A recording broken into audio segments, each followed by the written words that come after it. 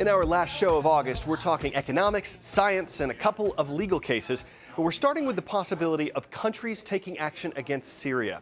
Rather than acting on their own, nations are more likely to try to form a coalition and work together. Several governments are building a case for a possible strike on Syria. In the United Kingdom, British Prime Minister David Cameron says it's highly likely that Syria's government used chemical weapons. But some members of parliament are unsure about approving military action.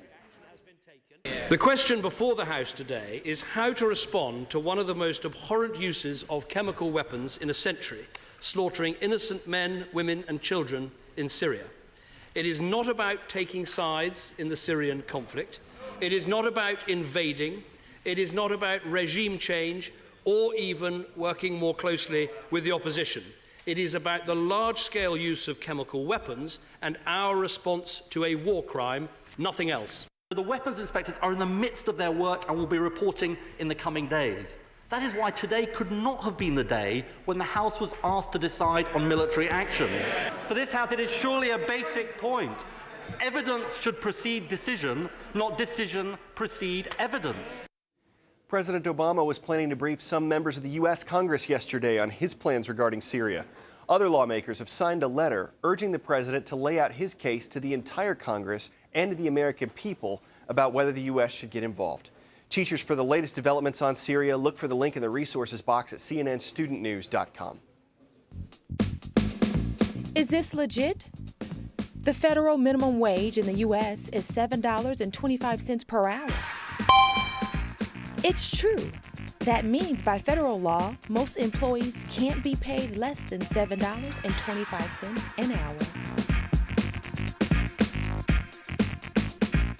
Some workers in the U.S. food industry are pushing to make more than the minimum wage. Yesterday, they walked off the job to speak out about their demands. Fast food workers in 60 cities went on strike yesterday. The median pay for a fast food worker is just over $9 per hour. That works out to $18,500 per year. It's higher than minimum wage, but below the poverty line for a family of four. The workers are asking for a minimum of $15 per hour. People that work at fast food restaurants should be able to afford basic living costs like everyone else who's working for the public. I think people should have fair wages. I'm not really sure what that would be, but I mean, I think it's definitely something that should be brought up and they have reason for concern. I don't think it should be 15, at least like 9 or 10, but not 15. Fast food industry representatives say if they raised employee salaries, restaurants would probably have to raise their costs for their customers. They might be forced to cut workers. A legal fight between a different group of employees and employers could be over. This one involves the National Football League. Recently, the NFL has taken steps to try to decrease the chance of traumatic head injuries like concussions. But a group of more than 4,500 former players sued the league. They accused the NFL of hiding evidence about the risks of head trauma for decades. Yesterday, news broke that the league and retired players had reached a deal. The NFL will pay $765 million toward things like medical exams and medical research for retired players. A judge still needs to approve this agreement. You've heard it many times before. Don't text and drive. It's illegal in 41 states. Now, you might have to consider whether the person you're texting is behind the wheel. This goes back to an accident that happened in New Jersey. A couple on a motorcycle both lost their legs when they were hit by a teenager who was texting while driving a pickup truck. They sued him and his girlfriend, the person texting him, even though she wasn't with them. She said she was distracting him and therefore she was partially responsible for the crash. The couple settled with the driver. They lost their initial lawsuit against his girlfriend.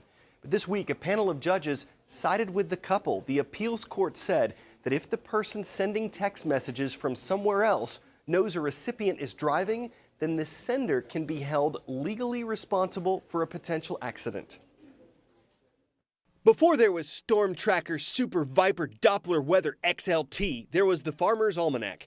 And though that might sound like comparing a Ferrari to a minivan, the Almanac certainly has an advantage in experience. It's been around for 197 years.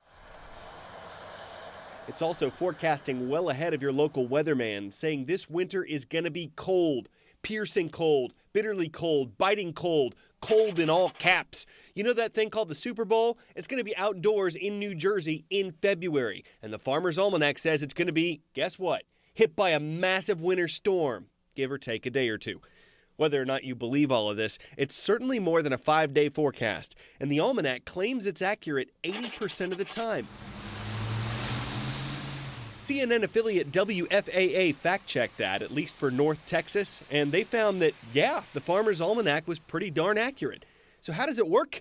It uses a secret formula, like Coca-Cola or KFC or Twinkies, but the Almanacs is based on mathematics, astronomy, and tides, which many modern meteorologists usually ignore. I guess if we're in the 2/3 of the country that this forecast predicts we'll freeze, the Almanac can at least say, we were warned. For as long as there have been bicycles, there have been people falling off of them. Sure, you can and should wear protective gear, but how do you wear a helmet and still avoid helmet hair? 2 designers in Sweden worked up an answer. Wear the helmet around your neck until you need it. Diana Magnay handles the explanation here. Anna Haupt and Teresa Alsten designed the device in 2005 after Sweden introduced a law making it compulsory for children to wear helmets when cycling. That triggered a great debate in Sweden and in the media on whether or not that law should be extended to adult cyclists as well. We went out in the cities asking people why they didn't use the traditional helmets, and they said they felt geeky, they destroyed their hair, they felt stupid, and the cap couldn't fit underneath, and they wanted something that was very discreet, invisible if possible. The hood is made with ultra-strong nylon fabric. It absorbs shock and covers a much larger area than a traditional cycle helmet. Anna and Teresa reenacted thousands of cycling smashes using stunt riders and crash test dummies. We have been developing the trigger mechanism for many years in order to develop an algorithm or mathematical method that can distinguish accident movements within a cyclist from normal cycling. Hovding, as it's called, is on track to become a commercial success, and it's also already won the pair many accolades, including an Index Award in 2011. It just felt like we had won the Nobel Prize in design. To me, design is about improving people's lives. Well, I've enjoyed my ride, minus the helmet hair, and nobody could argue with a device if it saves lives. But at roughly 10 times the cost of a regular bike helmet, it does seem quite a high price for vanity. Diana Magnay, CNN, Malmö, Sweden.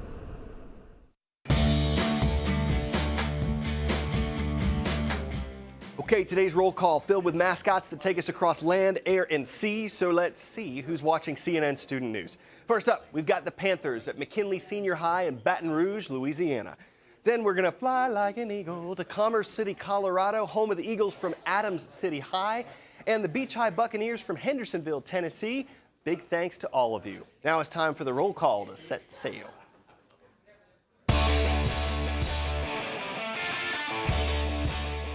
Four college students walked into a store recently. The door was open and the lights were on, so why not?